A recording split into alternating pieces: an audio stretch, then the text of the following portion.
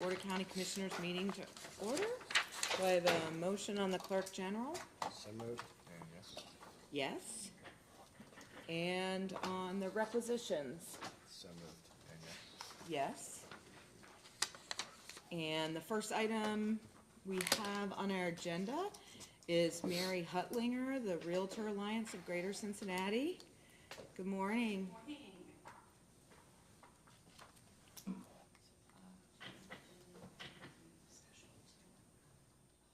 Oh, there it is. Awesome. Good morning, everyone. Thank you so much for granting some time to me on your schedule this morning. My name is Mary Huttlinger. Thank you, ma'am, for recognizing me. I am the Government Affairs Director with the Realtor Alliance of Greater Cincinnati.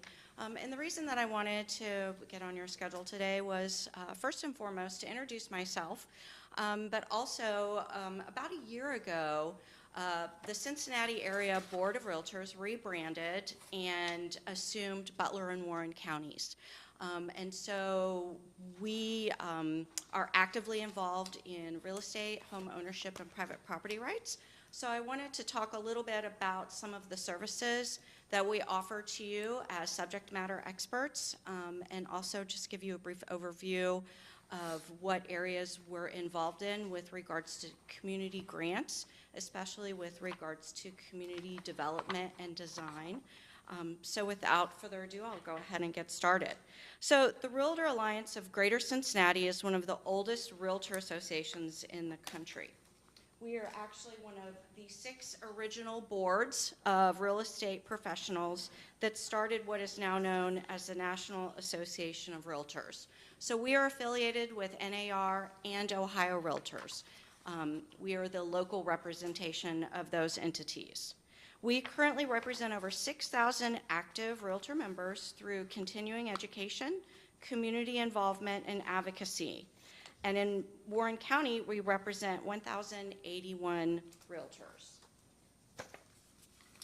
So realtors are licensed real estate agents who are members of the National Association of Realtors. We're in fact the largest trade group in the country.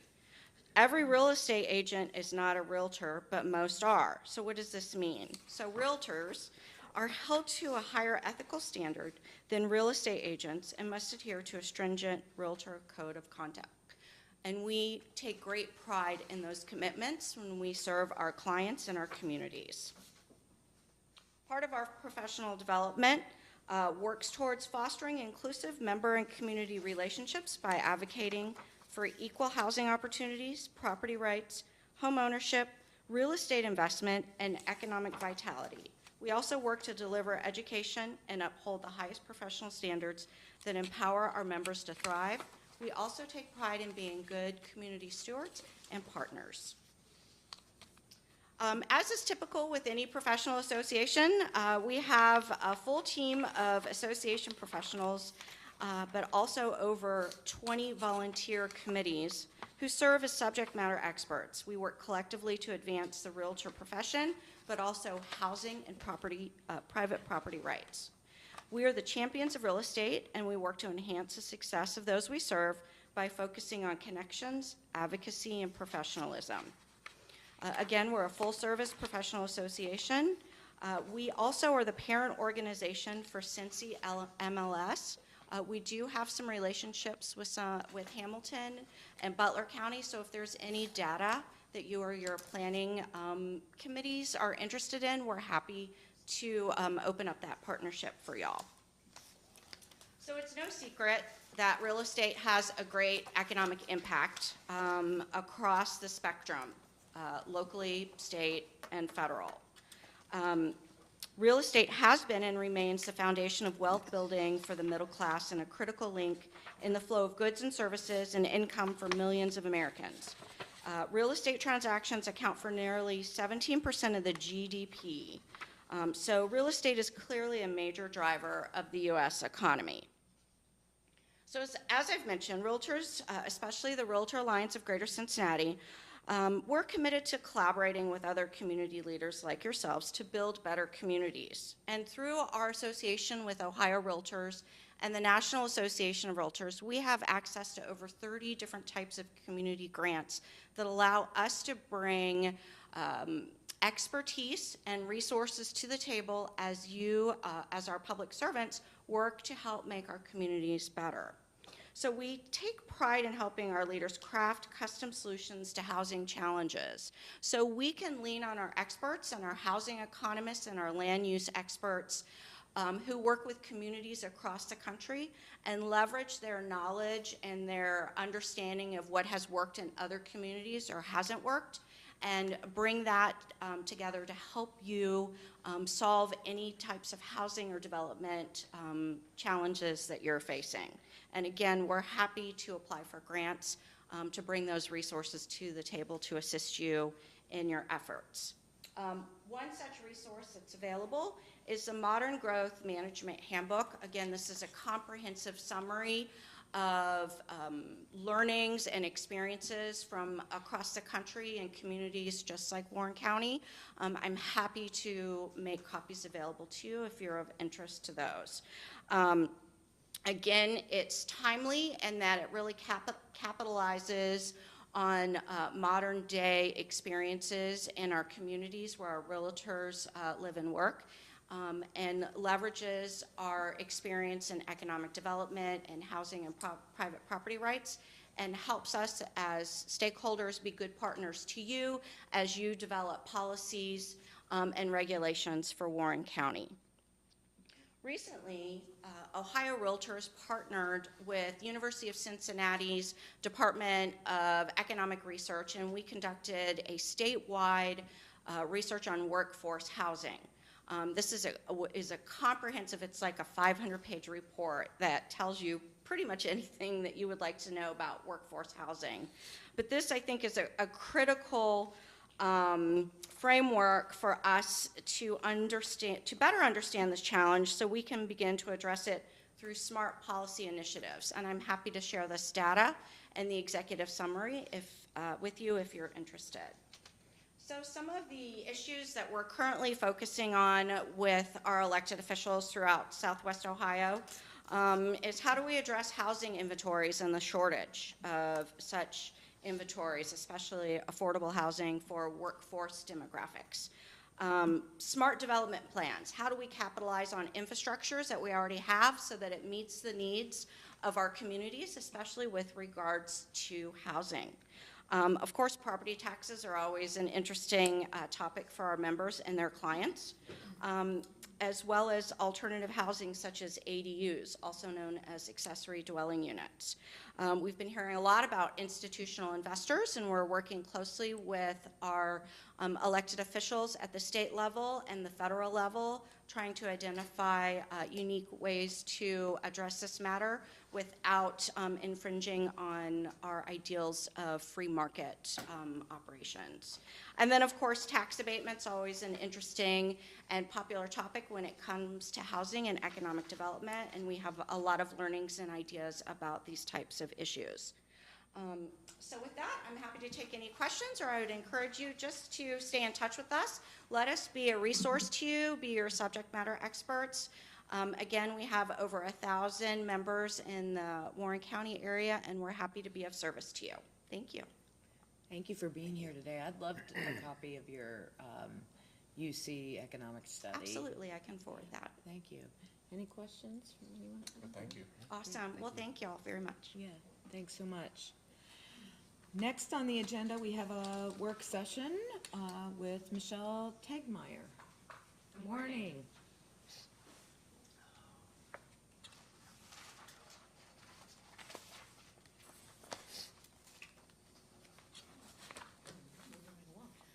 Recently, we had a church come before you asking for fees to be waived for building and zoning permit fees, but also they asked for the zoning hearing fees to be waived, which was a first for us.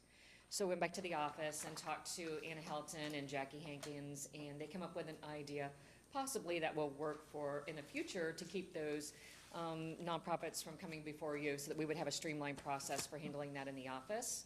So I'm going to turn it over to Anna and let her do her presentation. Great, thank you.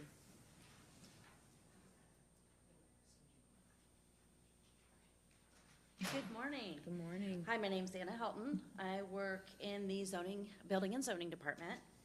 I have two issues that I'd like to discuss today. So the first issue is waiving building and zoning fees for nonprofit organizations.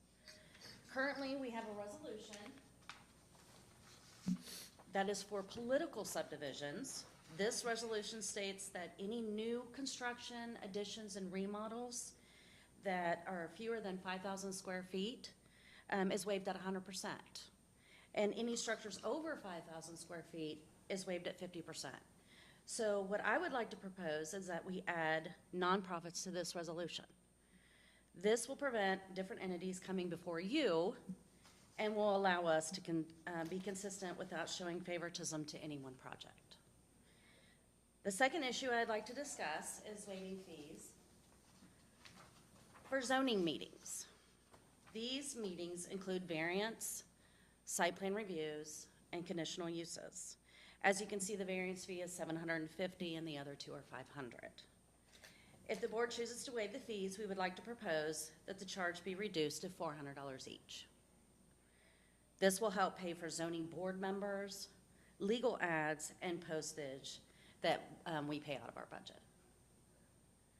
So if you would be willing to approve these proposals. So you're essentially setting up a similar construct for nonprofits that exist in other areas. That's why you're showing us this resolution for 2016. And your recommendation is that for nonprofits, that there be a flat fee at $400, which would be keeping the variance on the proposal level the same, and a reduction on the zoning fees to $400. Right. And I can see from your, just the costs in doing it between paying board members, the notifications that you have to do both in the mail and in newspapers is somewhere between $355 and $480. So you're trying to just cover the costs with respect to nonprofit Yeah. fees. Right, for the building, or for the zoning board members, any zoning meetings, that's where this would come in, that we would just have a set fee of $400. But now for the actual resolution, we would just like to add the nonprofit. So the nonprofits would be just like the political subdivisions, that anything that would be under 5,000 square feet would be a no fee. We would waive them 100%. But then anything over, they would have to pay 50% of the building and zoning fees. So why are we suggesting that for under 5,000 square feet, they have no fee? What's the purpose of that? Well, this resolution was put in place in 2016 for, Political subdivision. right, and we just want to add the nonprofits to it. And the reason being is that we have several nonprofits on a yearly basis that gets waived by the board. So we want to make sure that we get some of our cost, if it's over 5,000 square feet, that it takes to create these permits and to do the inspections and. But why wouldn't we do that with, do we have a cost less than 5,000 square feet? There wouldn't be any cost, but per this No, to us. resolution. Do we think that it costs us something to do this inspection for under 5,000 square feet? Well, it would cost our department. So any permit that is created by us, it costs our department for office supplies. It costs the department for vehicle maintenance and gas. It costs the inspectors to do the inspections. There would be operating cost. So there would not, on a building project, there'd be operating cost, including staff time and anything involved in the staff. On zoning, there are outside costs, which are those of the board members, advertising, postage, and those kind of things. So I think the thought back in 2016, if I recall correctly, is that some of these school districts or other political subdivisions that are building large projects over 5,000 square feet, that requires an extra amount of time than, say, I'm going to put a Carport I'm- on. Yeah, a carport, or I'm gonna build a little small addition restroom on a church, or those kind of items. So I think, the previous director, Jerry Sperling, recommended the 5,000 square feet threshold, that anything below that is minimal in terms of what's required of the office. Anything in excess of that does require additional amounts of time, and therefore we would recoup some of our costs. Well, and I think, Michelle and I had a chance to talk about this a few weeks back, and I think, we are seeing an increase in cases directly to the Board of Commissioners from nonprofits to waive fees, and we have been expanding the scope for which we've been waiving fees. And I think this is just an attempt to just say, okay, what is our policy around it? Because we're likely going to see more and more of those cases if we haven't really thought out a policy. And I think Michelle's thought was, let's align it here. That seems reasonable. We certainly can deviate from what's been presented today, but there is recognition that we're getting more of those requests, and that's going to ask for more requests. The basis of this is that they're not a taxable entity, like a political jurisdiction? Well, I mean, I think the basis of it, why we did it way back when, was we didn't want governments charging each other fees. I mean, this was the impetus of political subdivisions. However, there's been a longstanding practice, not with nonprofits in general necessarily, but with churches specifically, of waiving fees associated with that. So that would be my only question of, we're now broadening kind of the church exemption, and does that then take away our discretion, because we've always exercised discretion as a board of wanting to understand what it is. Bruce, once we set a policy, are we kind of then bound, as opposed to we're just giving, it is on a discretionary basis that, and then do we set ourselves up for a equal protection argument that, wait, you gave it to, nonprofit church number one, and you didn't give it to nonprofit church number two, even though I think in the past we pretty much always have? I think the request that I'm hearing Building and Zoning present to you is a streamlined process for staff to review something and have the authority to approve it. If it doesn't fall within that criteria, then it could still come before the board, and the board can make a determination. My concern in seeing what's on the board, because the question I noted, but Anna's slide has bubbled out to the side, how does staff determine what is a 501c3, not 501, 501(c)(3), I'm sorry. How does staff determine that? What's staff's intention? Besides someone coming in and saying, I'm a 501c3. I would assume it would be having to provide their nonprofit certification. Correct. That you have to do They- for tax exempt status or. If they are truly a 501c3, they would have an IRS determination letter. I think there's also, just so staff knows, at irs.gov, there is a list that you can check to determine whether someone is a 501c3. If someone is a 501c3, then that streamlines it, if that's what the board wants to do in the way of adopting a resolution. And if they're not, say for example, the FOP. The FOP no longer has a lodge. What if they decided that they wanted to build a lodge and they came in here? I would think they'd have a pretty good shot at getting you guys to waive fees, but they're not a 501c3, they're a 501c4. But again, I think that could still come before the board. My concern always is what Commissioner Young raises, and that is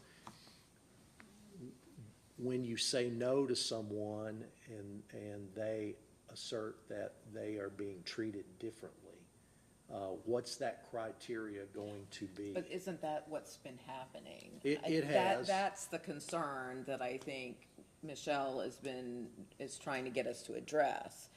And that is going to happen more and more frequently as people say, oh, well, I can just go to the board, and then we're arbitrarily having to make decisions on whether we like this, what they're doing or not. That to me is way more dangerous than establishing a policy that we could override on a particular case for some extenuating circumstances. But the way it's been right now is we've been waiving fees and waiving fees that we'd never waived previously. So that may be okay, but I don't know under what criteria, other than I like the people who are coming before us and are saying it. I mean, Your point's well taken. If you go with this streamlined process by way of resolution, you are basically delegating that to staff. Then someone comes to you after the fact and says, well, why did you give the KKK a waiver of fees? And the answer is because they had a 501c3 IRS determination letter. So with that in mind, if you're willing to do that, fine, and I agree, the converse of that is for them to come here and you to, at presently, perhaps arbitrarily decide something, but here, if they're either a political subdivision or they're not. And if they are, then all political subdivisions have these fees waived. If you have a resolution that says if they're a 501c3 and you can't revisit that because you don't like that particular organization, then that's better than just it coming in here with no criteria for you to apply.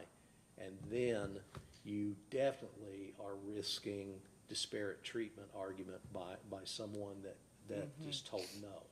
so what is your I'm sorry, Dave, I was just gonna ask what your recommendation to the board would be.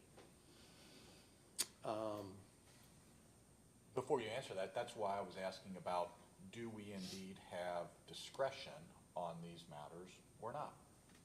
That, is it,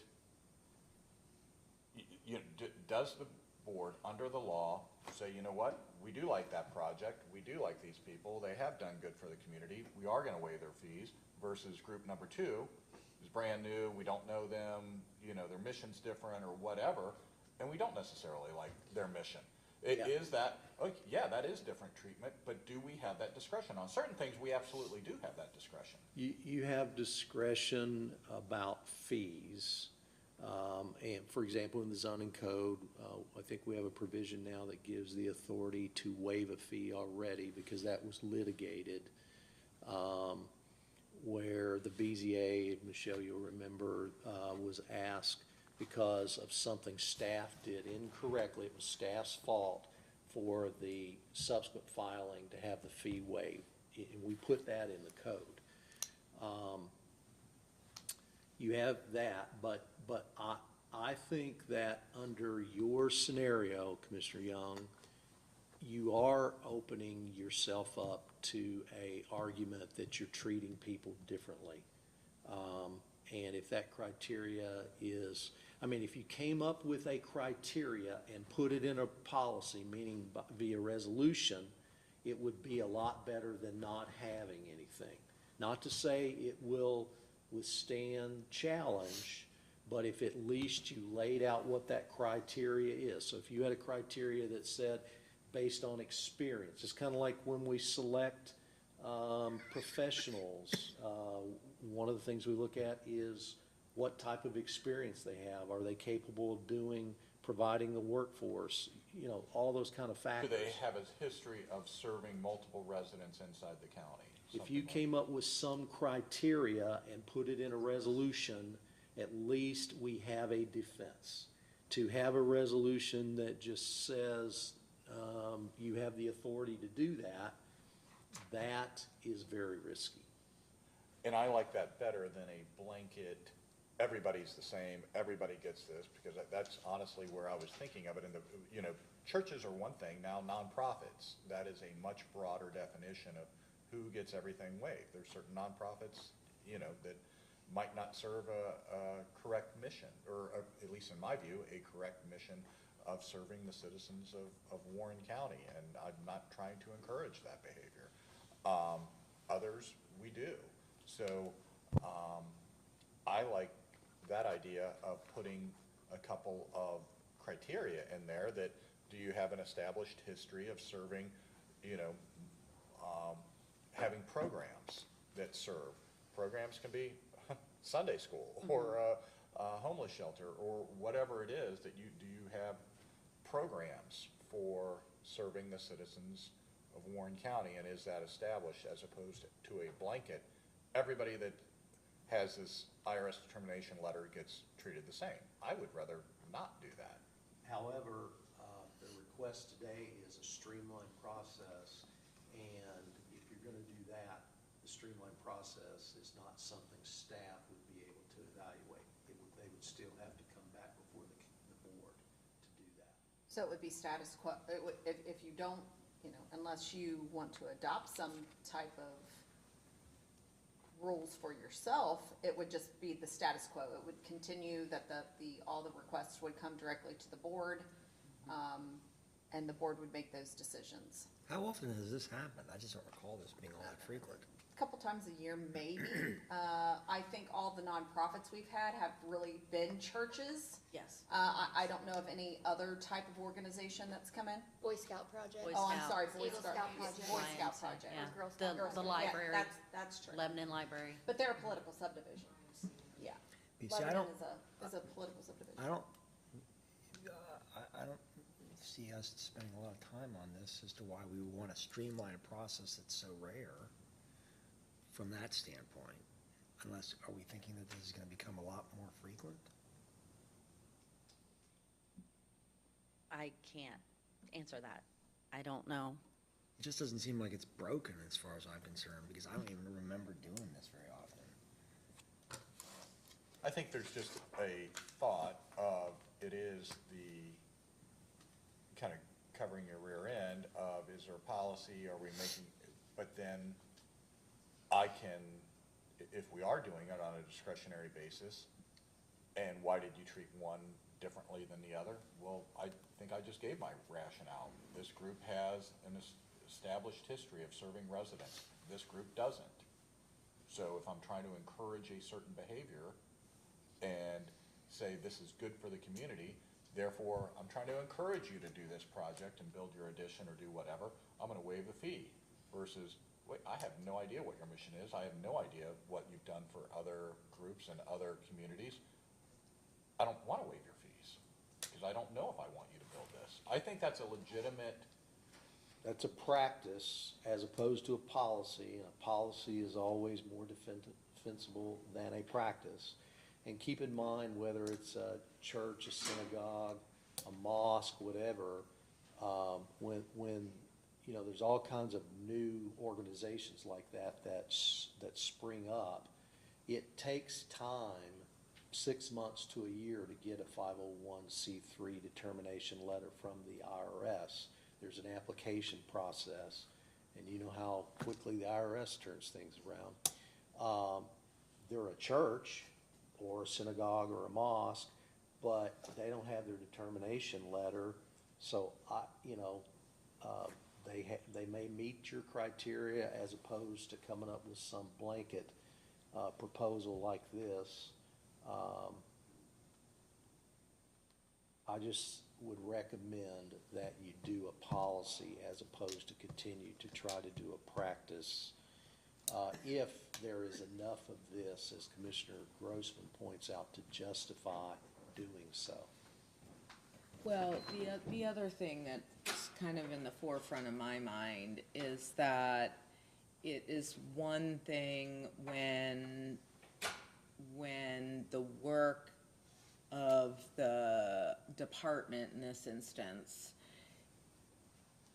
that the request doesn't add to additional costs onto the department, as opposed to there are operational costs that are associated with running the department, and you're sort of attesting that with these smaller projects, you can just absorb that into the regular budget and, you know, there's not an issue with it. But when there are real costs outside of that associated with it, I, you know, don't necessarily think that we should be picking and choosing who gets the benefit of taxpayer dollars and who doesn't arbitrarily. I appreciate the conversation here, but, you know, at the end of the day, there is some practice where we've said, yeah, we can do, you know, this is in the best interest of the community and we can just do this without any additional costs. But as we've begun waiving fees that are actually now further subsidizing and picking and choosing, that's where I think there's some discomfort on my part. Yeah, I appreciate that thought. My recollection on this was, this is not necessarily taxpayer dollars, because this department actually generates other fees. We charge other communities for your service, so we bring in revenue. And so for the 2 or 3 times a year it might cost us $1,000, I always looked at that, well, you know what, we're making money over here. We're just making, you know, $1,000 less because we're covering these fees to a nice church project. And that's almost our contribution in a back door to that we're not collecting it from the church. And because it's not taxpayer money directly, it's coming from another community because we're servicing them and we're charging a fee for doing that, was the way I always looked at it. But I think whether it's a political subdivision or a church, when it gets over 5,000 square feet and requires that additional, you know, let's just say a church is, I think we actually did have a church back in 2012 maybe, and it was a large project. And I think at that point in time, Jerry may have come in and said, look, this is a large project, it's 22,000 square feet, it's going to require all of this, and the commissioners only waived half.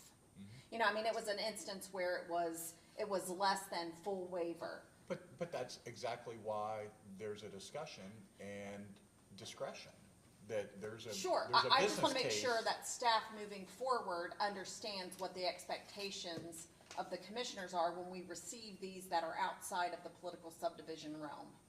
How did this come up? I mean, we had a discussion after the last fees you waived for a church, and the addition was about 5,000, a little over 5,000 square feet, I think. And that was when we talked about consistency. Okay, are we doing something for political subdivisions that's different from a church organization, because it was a church at that point in time, as well as the variance fees, which actually require us to hold a outside hearing, publication, mail. That's more than just our regular operating costs. And we did waive both at that point in time. It was just more about Waiting with you, consistency. just do nothing. Yeah, I think I'd rather, for something that happens once or twice a year, that I appreciate the thoughts of trying to get consistency, you know, the what-if situations, but, you know, we can't basically protect ourselves from all risk at every point on every decision, so I'm okay continuing as we have been. Thank you so much for your time. Thank you. Okay, Trevor, that means you're up.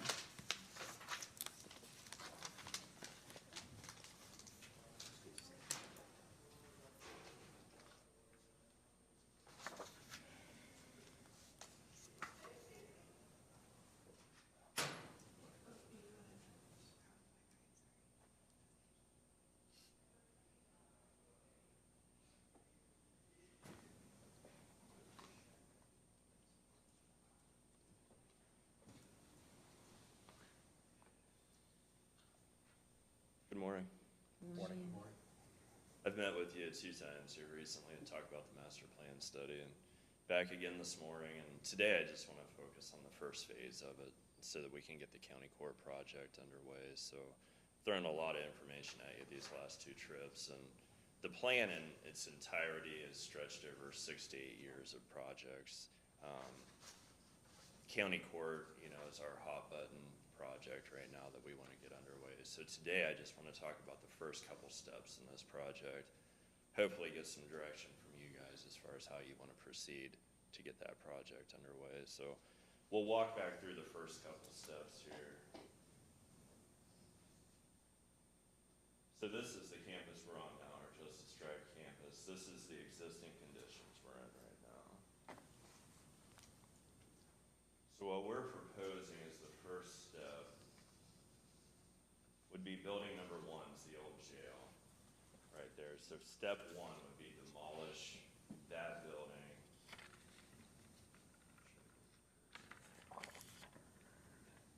Try to demolish this building and leave county court intact. Trevor, can you take the microphone with you, so, thanks.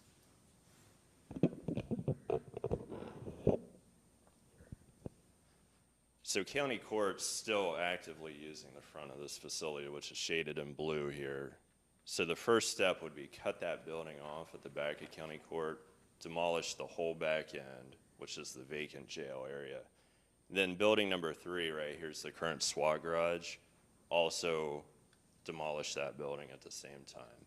What would they use, since we don't have one built for them yet, Yeah, we had discussions last week about temporarily using a building out at the mechanics garage to store the vehicles in for the duration of the project. In that building there, we would wait until last minute to demolish. When we were ready to start the new construction.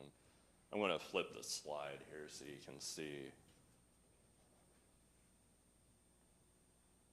Now, building number 1 is the proposed new county court building. So when you flip back and forth, it's setting basically right on top of the SWAT garage, right there. So once that new county court building is constructed here, this is existing county court, it would get demolished at that point once we move into the new facility. Now, obviously the SWAT garage, we're gonna have to get that project underway at the same time. see, I'm just not, and this is just my opinion, I'm not 100% sold that's where that building needs to go. Okay, That's just one architect's opinion of where that needs to go. okay, I am convinced that we are utterly underutilizing the main parking lot. Okay. And I want to be convinced that that doesn't need to be basically our side of building number 2 on your graph, that it's somehow configured there and being built as the other building is still being utilized. And I think when Voorhees Sloan came in, Dave, you were gone, but they essentially had identified that exact same piece of property for county court. If I'm recalling correctly, that Voorhees, Yeah. that was one of the lots that they had identified to build that building. And Dave, let me flip ahead a couple slides here to show you how we were gonna use that parking lot. So I skipped a couple steps here, but the next step was to get rid of our facilities management building, which sits right here. And what that does is that opens up 650 parking spots right here in this area. So the thought was, if you guys want to proceed with demolishing the Health and Human Services building, we could possibly build it here in this stretch so that they continue to use that existing parking lot. And then Board of Elections, if we want to pull them out of the 520 building, we could build them somewhere in this area too so that they use that parking lot. County Court would have the smallest amount of parking need out of those 3 options, so. Except 1 or 2 evenings, they don't.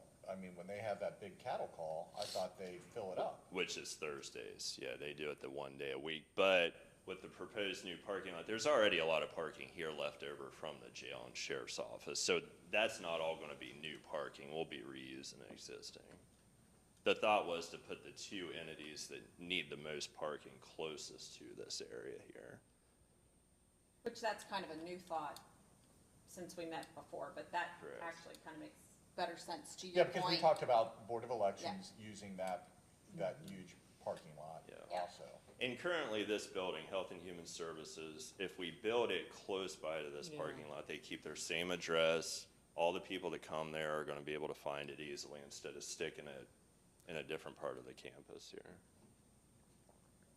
So you're essentially saying that you understand the unused parking issues, but don't think the county court building is what is the best remedy of that we can remedy that overbuilt parking lot with some of the later moves. Correct.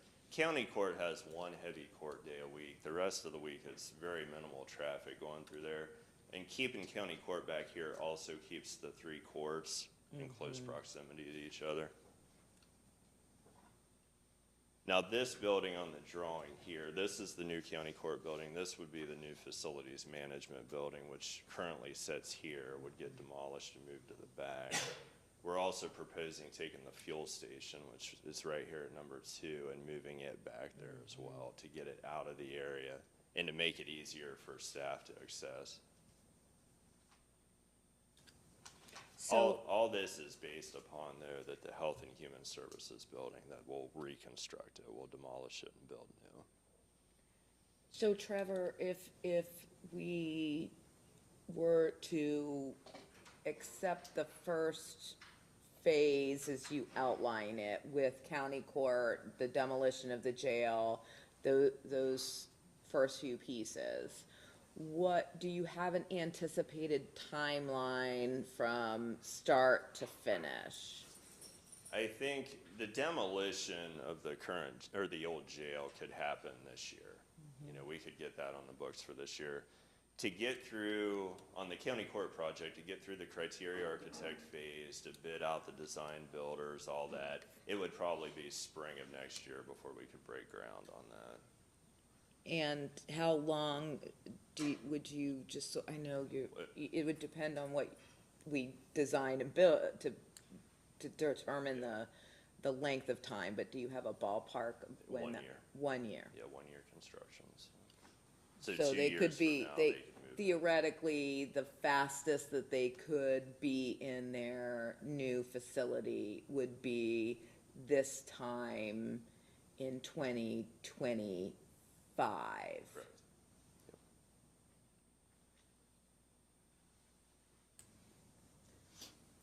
Well, that's my biggest concern is not, I don't know that that's the right word, but the court's been super patient and a 2 year, 2 years from the time we say go, I hate to belabor at least this part of it much more. And the other part of that's the discussion of what we want to do with the new SWAT facility. You know, Dave, you brought up last time, do we want to investigate adding DTF to that building? And I've had those conversations with the sheriff's office. They're 100% on board with exploring that.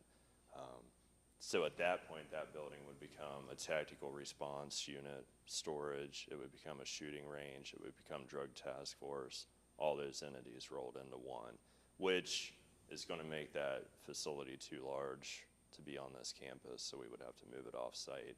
But construction of that project would basically have to follow in line with the county court project. We would have to run both of those in tandem so that we could, because we're going to demolish their current building here, so we need to get the process started of building their new building. Well, theoretically, we could start that. That's probably one of our cheaper buildings. It'd be the lower square foot We cost, could yeah. start that. I mean, that's more of a pole barn, storage, Yeah. gun range inside. Yeah. Really, that's just a matter of picking where we're going to put it. And that needs to be somewhere very rural on county-owned land, especially if we've got shots being fired all the time. Yeah, and we've narrowed down a property we would like to put that facility on that, we would probably discuss in private. Right. So you need for us to do what? What are you asking of us today? My first step would be putting out a bid package to demolish the jail, the old jail part, which would include we would have to cap off the end of the county court building, so there'd be a little bit of construction with that, putting together a bid package for that and putting it out. At the same time, we need to determine, is this gonna be our spot for county court? Is everybody in agreement on that? At that point, I can finish up with the criteria architect, and we can put the RFQ out for a design build firm and start moving forward with the design work.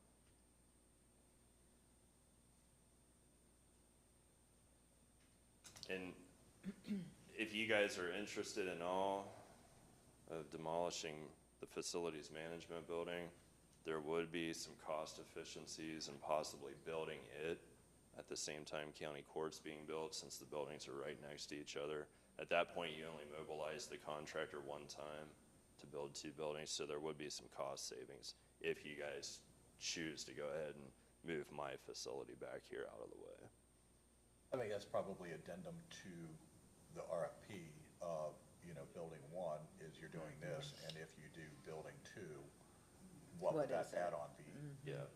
And it would minimize the disturbance to the court too. If we move them into that building, we really don't want a construction project going right next door to that building. That could take 6 to 8 months.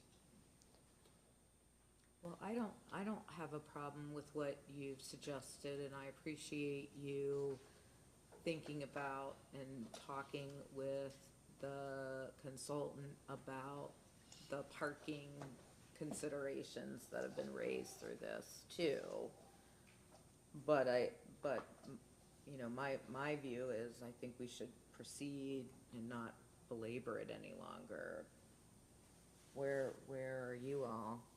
Yeah, I don't have a problem moving forward with again, one of the biggest hesitations of demolishing the old jail back then was we didn't know exactly what we were getting with the move, and it was major, and what the heck happens if there's a major problem with the new facility? Well, that's been asked and answered now.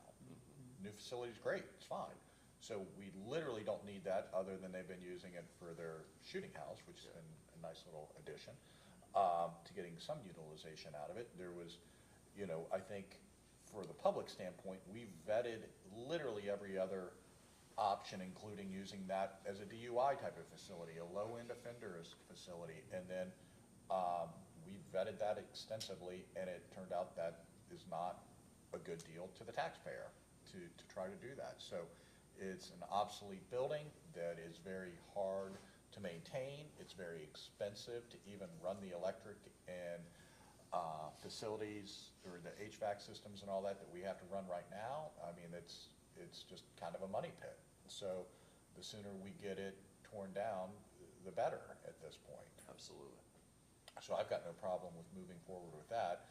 I mean, it's just, I'm trying to still just reconcile that is the best place, and those are good arguments of why you put county court there, but then it goes to the supposition basically that Board of Elections has to move. We are building it. We are moving it, period, end of story, that it's just not going to work in the current location. That is an assumption that is a fact. And if that's not a fact, then county court should probably go in the other location. One option I like too is if you guys decide that you want to demolish the Health and Human Services building, place it back here, once this building's demolished, we could look at building a new Board of Elections facility right there in that spot, which is close to the street, easy for visitors to come in and find, and then would have 600 plus parking spaces available here. Which during the weekends, when the early voting's heavy, this parking lot's going to be empty during Saturdays and Sundays, which lets Board of Elections have all that parking available for early voting. All right, I mean, I don't have any problem with demolishing the old jail, since it can't really be repurposed. It seems like that regardless of what we do, we might as well go forward with that. On the other hand, I'm not sold on dotting separate buildings for everybody all over this landscape. I just don't, I'm still not convinced of that the best way to do this. But we So don't do to you make have that an decision. issue with the demolishing the the jail and building the county court I don't have any facility. problem with demolishing the jail. I'm still not convinced that having this series of separate buildings everywhere in this campus is the way to go, as opposed to building some sort of multi-story structure, like we've done, some multi-story structures that house multiple different functions. That's my concern all along with this, is that I don't know why, we're gonna run out of space really fast if we keep on doing single, use structures. And in the future, we're not gonna be doing stuff on this campus any longer if we do that. So I've never been convinced that doing a single use structure, I mean, it used to be the Board of Elections was in this building. Now, I guess this building didn't function any longer very well, and that's when we created that new building. And then we moved the prosecutor's office from where the magistrates now are to the new building. And we put the Board of Elections in the basement of the new building. And we had lots of other storage and other things going on in the new building. We had our emergency call center in the new building. But for me at least, we were doing multiple functions with multiple stories that made sense. Now we're saying that that doesn't work well because it requires the prosecutor's office to put in certain people and to come across, I mean, it's just not working well. So where is it that you'd like for county court to be then? Well, it seemed, I thought when we were attaching it to the current, But the architect, said that wasn't sufficient, there wasn't sufficient space to do that. And Common Pleas said that this expansion for them is inevitable, that the day is gonna come where they're gonna need to build out that space. We're talking about DR Court. yeah, I know. DR but- Court But my specifically. point is, you expand it that way, but why aren't you expanding with a multi-story structure that accommodates more than one type of level? I mean, we've created this situation where all these buildings that we're now building are on one story, taking up a lot of the footprint of our space. So that's only my concern, has been that we're using up a lot of territory on single-use buildings. That, to me, is not the most efficient way to build, and it takes up a lot more space. And ultimately, that footprint we're using up, I don't know, that's been and I'm not the expert on it, you guys are, but I certainly don't have a problem with demolishing the jail right now, since it now appears, I mean, all along, I thought maybe there's a repurpose for it. Dave has already gone through some of the analysis on that. And I've heard from different people that want us to use it this way and that way, and that never has panned out. So we might as well go ahead and get forward with that demolition. That's fine, I have no objection to that, but I think we have to provide more direction to Trevor than we don't want the court to be located where everybody said it should be located. So what is it that we want him to do at this point? Right, we've gotta make a decision. If we're agreeing that county court is literally out of space, they're on top of each other, that they need more square footage, where is that square footage? So there's essentially two options. You are constructing a new building somewhere on the campus specifically for them, and as Commissioner Grossman said, there's been a long-planned new wing basically put on the current Common Pleas Court building, and there was discussion back in the day that county court was going into that building because for security reasons and staffing, that then there's one security entrance, and as opposed to multiple ones being manned, by multiple deputies, there's a huge cost savings on having that all go through one security checkpoint. And yeah, I mean, I appreciate where Commissioner Jones is coming from. Yes, we need to make a decision, and yeah, I don't think anybody's saying we're not building a new county court building, but maybe we should vet with the architects involved what if we do the end cap and we go ahead and build a 2 or 3 story building now, and one of those floors is dedicated to county court? Does that make any sense? And then everybody's coming through the same security, and that's just, you know, and then eventually DR Court or whoever else can grow into that, you know, additional square footage, you know, going up. Lots of counties have all their courts in one building on multi-stories, Butler County, Hamilton County. I mean, there's different courts in Butler County that are spread around the county landscape. But they have a dedicated building in downtown Hamilton which has multi-story usage. Same with Hamilton County. I don't know, I'm still not convinced that a multi-story building isn't the way to go. It's attached to our current building. I get the concerns, and one of them is that we need a new county court building right now, but we don't need the other space yet. But that's still, we're still taking up footprint on a limited campus. And it's never gonna be as cheaper to build it as right now, if we know it's coming, you know, is that, and again, I'm not saying that's for sure the answer, but I think it's worth having the people that have studied this, the architects, come back in and have a work session with them as to why would we not do this? Okay. One thing we ran into when we investigated building out here is the parking will get overrun here. We Yeah, but will we can run out of restructure parking more parking. spaces. You got plenty of parking out Yeah, there. they would You have just to go across restructure the it. street, yeah.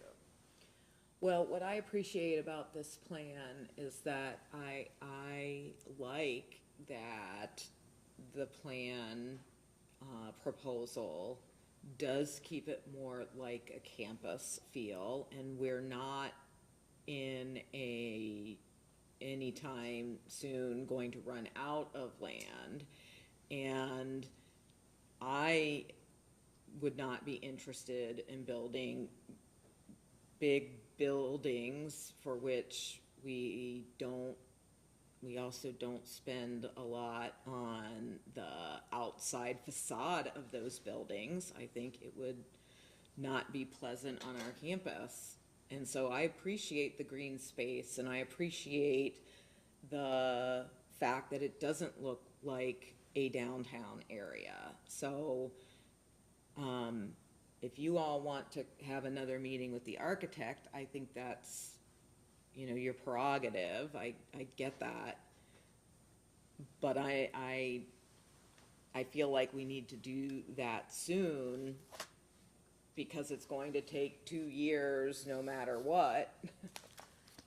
Well, one of the things that, in planning the building like we're planning for the county court,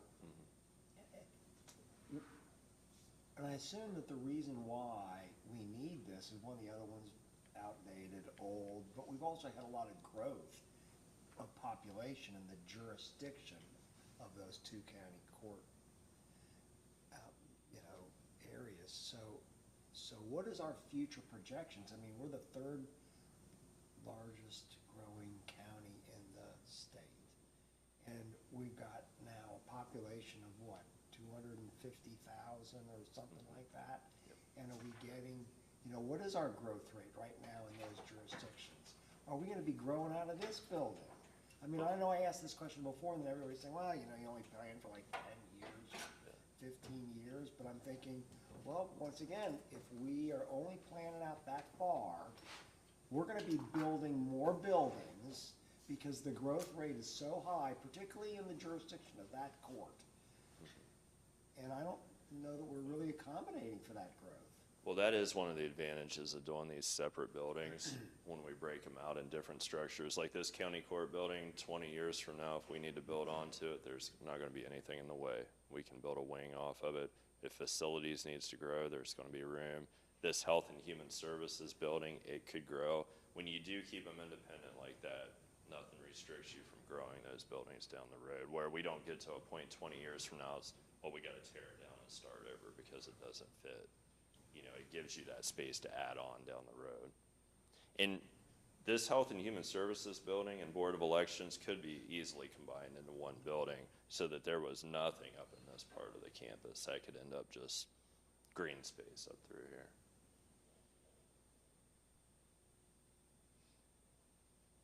When you get into the multi-story buildings, you know, that's kind of what we ran into in the 520 Justice Drive. You put 4 different departments into that one building. Well, now 2 of them have outgrown that space and there's nowhere to expand. So one's going to have to actually leave the building to make space for the others. It makes it difficult too when you're combining systems as well, HVAC systems. Security. Any security, life Yeah. safety systems. It does create an issue. Plus, when you go multi-story, you're gonna have elevator cost, which, you know, can add maybe, you know, $750,000 to $1 million to a project. Then you have all the maintenance of those as well.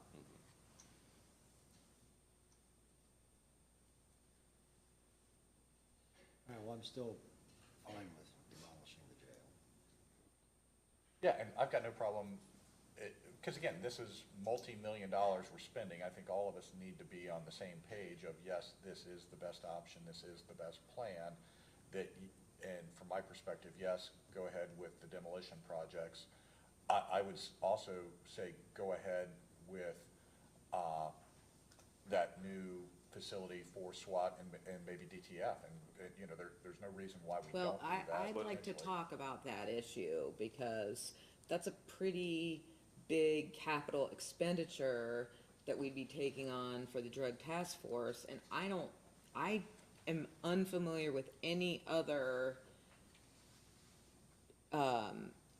HIDA district that operates in this way. So I just want to make sure I understand what and why we're contributing this and what the other partners are contributing to the ongoing operations around the drug task force. I'm not prepared to Okay. commit to that. And next time I come to you guys, I'll bring budget numbers showing that new SWAT facility with or without DTF, so you can see the cost difference if we put it all in one building or not. So I'll bring that information to you. The last thing before I leave, though, is just any thoughts on the future of this building? Because, you know, like we talked about, county court 2 years from now before we can open it, we're gonna be in the same boat with this building, which is gonna take longer to build than county court. So I just want to get any thoughts you guys have on the future of that building, if you're leaning towards, we need to start planning to replace that building down the road and demolish this one, or what you're leaning towards on that. Because that process, we'd probably be looking at a 3-year process, start to finish. Yeah, from my perspective, I don't know for sure. I know it is obviously dated. I know, you know, the squeaky wheel type stuff, I know they're cramped, but is it still functioning? I think it is still functioning. I don't know, and again, Trevor, you know, we can't do everything for everybody. Absolutely. I mean, there is a cost component to this. I'm just trying to think of it as strategically and cost effectively as possible, which is why I think it's reasonable to fully explore. Yeah, we've got a 3-story or 4-story building right now. I mean, there's not that big of a deal to add another 3 or 4-story building that, you know, with 2 empty floors or what have you, that could be future growth. And maybe that's not the right answer, but I would like to have at least a work session with the people that have studied this for months and months to explain to us again why that's not a good option. Yeah, absolutely. Before we make, again, multi-million-dollar decision. And we have hammered away at this for a year and a half now, between the criteria architects and the master plan architects. I mean, we've gone through this extensively, and this was the best plan we came up with, you know, as a team, putting all of our heads together, so. So Trevor, do you have what you need it sounds like the board is comfortable with the demolition to start the process around that, and that you will get back on the agenda with the architect to review the choices around the county court and any other Absolutely. buildings we want to talk about. Absolutely. Great. Thank you. Okay, thank you. Next on our agenda, we have Terrell Richardson. Is that? Terrell Richardson, welcome. We are going to be proclaiming April 30th, 2023 is National Pet Therapy Animal Day. Would you want to come forward and state your name and address for the record, please, before you begin?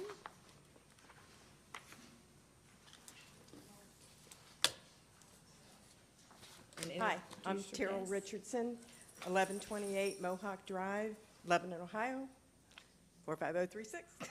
Great. And do you want to introduce your colleagues here and your four-legged friends? This is Nava. She's a 6-year-old golden retriever. And we have Laverne with Baba, who people always often get them mixed up when we go to the same places that they'll say, we go to Arrow Springs and they'll say, oh, is that Fava? No, that's Nava. So it's pretty fun. And then this is Bo, who's doing these therapy right there. So what kind of dog is Bo? He is a flat-coated retriever. I never heard of that breed till I got him. Bo is very special. Bo is also deaf. He was born that way. So would you like to share a little bit about your organization? So, on behalf of Pet Therapy Teams of Lebanon, Ohio, and Warren County, in conjunction with Pet Partners of Greater Cincinnati, I'd like to thank you for having us here today. Research has shown that wide variety of ways in which therapy animals can make a difference in lives. They improve mental wellness by decreasing fear, anxiety, loneliness, and isolation. They also have physical benefits of lowering blood pressure and decreasing pain. Recently, I witnessed a person who was having a very painful physical therapy, and Nava and I were there, and Nava distracted her enough that by the end of her session, she said, she verbalized how much less pain she had because of Nava's presence. Therapy dogs are generally calm and love people. Nava is one of many therapy animals in Lebanon and throughout Warren County. She loves to give hugs and make people smile. During our visits in the community, I have watched therapy animals relieve stress, lower blood pressure, and bring comfort and smiles to both children and adults alike. During a visit, the animals can come in contact with many unusual and unexpected circumstances with a general demeanor, helping relieve stress and anxiety for all involved. Pet Partner volunteers and their animals have volunteered countless hours in Lebanon and throughout Warren County, visiting area schools in Lebanon, Mason, Morrow, and our teams also visit the Warren County ESC in Mason, Tri-Health Arrow Springs, area nursing homes, and much more. Pet therapy teams have brought comfort to thousands of people in Lebanon and throughout Warren County. Currently, we have 20 teams in Warren County and 4 in Lebanon. So if anyone's interested or has a pet that they're interested in, we need more volunteers. We get daily requests for our teams to come to schools, nursing homes, many places, and we just don't have enough teams to go around. Some future goals in Lebanon are to become active in JDC and the juvenile court system, as well as promoting our crisis response team. I'd like to thank you for honoring the therapy animals and their volunteers and by supporting a proclamation celebrating April 30th, 2023 as National Therapy Animal Day in our community. Well, we appreciate you being here, and we're happy to so proclaim that. And how about we get a picture with the resolution doing so? Okay.